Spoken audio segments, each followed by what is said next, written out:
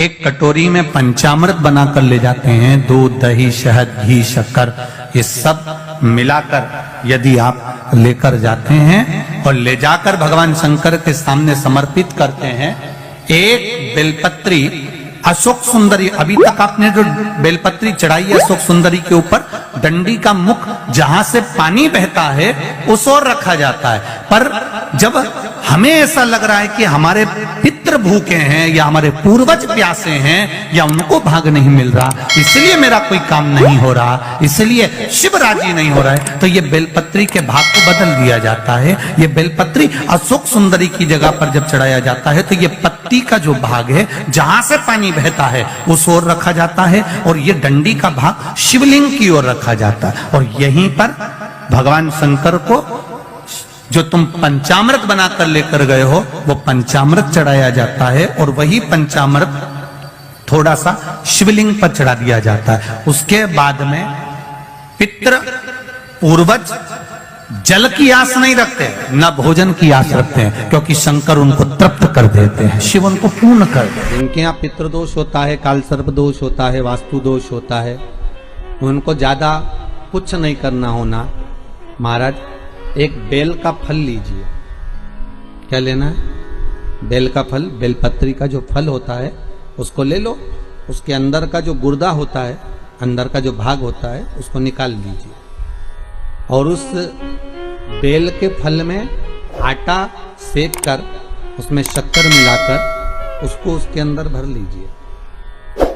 अमावस्या के दिन सुबह 10 बजे से पहले उस बेल फल में जिसमें तुमने पंजेरी भरी है, आटा सेक कर भरा है शक्कर के साथ में, उसको अपने घर में घुमाने के बाद में जिसको काल सर्प दोष बताया है, पितृदोष बताया है या वास्तु दोष का स्मरण बताया है, घर में सब दूर घुमाकर अपने परिवार का हाथ का स्पर्श कराकर पीपल के पेड़ के नीचे खड्डा खोदकर उस बेलपत्र के उस फल को दाब दीजिए। उस फल को उसमें दबा दीजिए।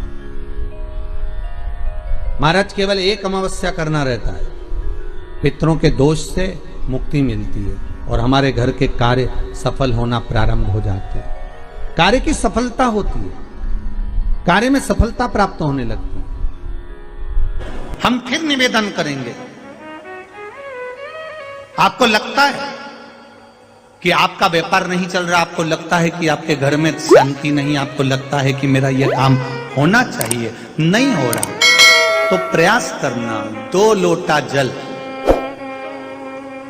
घर से लेकर जाइए, एक के ऊपर एक कलश को रख लो, नीचे 5 बेलपत्र, शिव जी के मंदिर में जाकर सबसे पहले बेलपत्र चढ़ाओ, फिर 1 लोटा जो सबसे ऊपर रखा हुआ है उसका पानी शिव जी को चढ़ा दो। दूसरा लोटा जो लेकर गए हो वो जल बेलपत्री के पेड़ के नीचे चढ़ा दो। 1 मिनट बैठकर श्री शिवाय नमस्तुभ्यम का जाप कर कर उस बेलपत्री के वृक्ष के नीचे, जहां पर 33 कोटि देवी देवता बुआरी लगाने के लिए आते हैं, जहां लक्ष्मी 24 घंटे रहती है, सरस्वती का निवास है, 64 योगनियां जहां निवास करती हैं, 33 कोटि देवता जिस बेलपत्री के नीचे रहते हैं, उस बेलपत्री के वृक्ष के नीचे 1 मिनट बैठकर श्री शिवाय नमस्तुभ्यम कहकर अपने दिल की बात मेरे बाबा से प्रार्थना करो और अपने घर पर आ जाओ। बाबा चाहेगा तो 3 महीने में कार्य सफल कर ही दे। और शनि महाराज का भी पांव टूट गया था, टूटा था कि नहीं टूटा था? जो अपनी माता संध्या को लात मारी थी, शनि महाराज ने लात मारी तो पांव टूट गया। शनि महाराज की आंख में आंसू, देवर्षि नारद के पास है, नारद जी मेरा पांव टूट गया, मैंने अपनी मां को लात मारी। नारद जी बोले तू तो द्रोषी है, तूने अपनी माता को लात क्यों मारी? कुछ करिए। कोई देवता नहीं अपनाया, तब भगवान नारद जी ने कहा शंकर जी के शिवलिंग की स्थापना कर, उसकी पूजन कर। जहां काशी विश्वनाथ के मंदिर आप लोग जाते हो, जिस विश्वनाथ का दर्शन करते हो, ये काशी का विश्वनाथ का प्राण प्रतिष्ठा शनि महाराज ने करी थी। शनि महाराज के हाथ का शिवलिंग है और शिवलिंग की स्थापना कर कर शनि महाराज ने भगवान शंकर से मांगा। शिवजी प्रकट हुए, मांगो शनि तुमको क्या चाहिए? शनि महाराज ने कहा मेरा पांव टूट गया, आप कृपा करिए। भगवान शंकर ने कहा शनि तूने मेरा भजन करा है, जा। तेरा पांव तो जुड़ेगा पर पांव में थोड़ी लचकता तेरी बनी रही।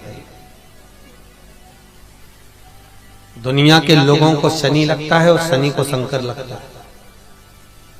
दुनिया के लोगों को शनि लगता है, शनि को शंकर। इसलिए आज भी नियम है कि काशी विश्वनाथ का नाम लेकर एक काजल की डिब्बी को लीजिए। अगर किसी को शनि लग गया हो, कोई प्रॉपर्टी का काम कर रहे हो, कोई व्यापार करते हो और व्यापार नहीं चल रहा, बहुत अड़चने आ रही है, कोई ना कोई परेशानी पे परेशानी आ रही है, एक काजल की डिब्बी लो, काजल की डिब्बी लो, काशी विश्वनाथ का नाम लो और 21 बार उतारो और उतार कर किसी पेड़ के नीचे तक खड्डा खोद कर उसको दबा दीजिए। आपका काम यूं सफलता की ओर बढ़ना चालू हो जाएगा। शनि की कुदृष्टि समाप्त, 7.5 ढैया समाप्त। परेशानी कि गाय जब अपने बछड़े को दूध पिलाए और बछड़े के मुख पर जो फेन आए, उस फेन को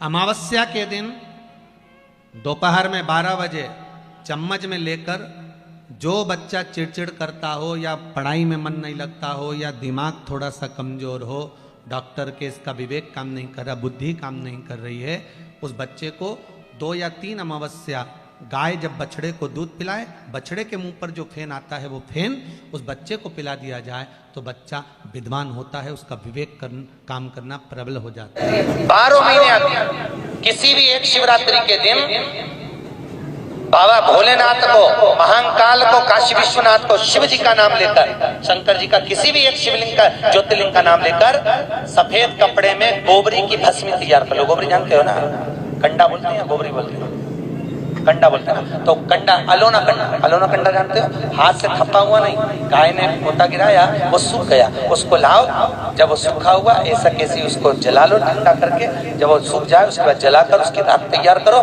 सफेद कपड़े में उसको ले लो और रात्रि में, शिवरात्रि की रात्रि को 12 बजे जाकर शंकर के मंदिर पर उस गोबरी की भस्म चढ़ा दो, उसी भस्म को वापिस निकाल लो और रात के समय ही उसको पानी में डालकर स्नान कर लो।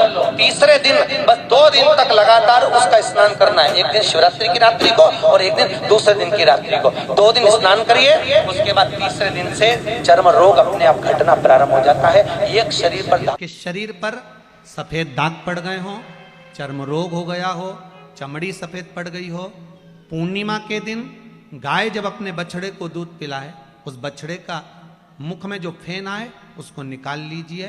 पूर्णिमा की रात्रि को 12 बजे शरीर में जहां जहां पर सफेद दाग पड़ गए हो, चमड़ी सफेद हो गई हो, उस जगह पर लगा लीजिए। चंद्रमा की रोशनी में कम से कम आधा घंटा बैठ जाइए और बैठने के बाद में, उसके बाद में फिर स्नान कर लीजिए। 2 या 3 पूर्णिमा उस फेन का प्रयोग कर कर देखिए, चमड़ी अपने असली रंग में आना प्रारंभ हो जाती है। महाराज, माता गौ माता के दूध में, और बछड़ा जब दूध पान करता है, पीता है, उसमें जो बल उत्पन्न होता है, वो बल की परिभाषा कहीं वर्णित नहीं हो सकती, उसका सुख ही दूसरा। आप उसको अपने जीवन में उतार सकते हैं, आप उसको अपने जीवन में रख सकते हैं, सार्थकता उत्पन्न कर सकते हैं।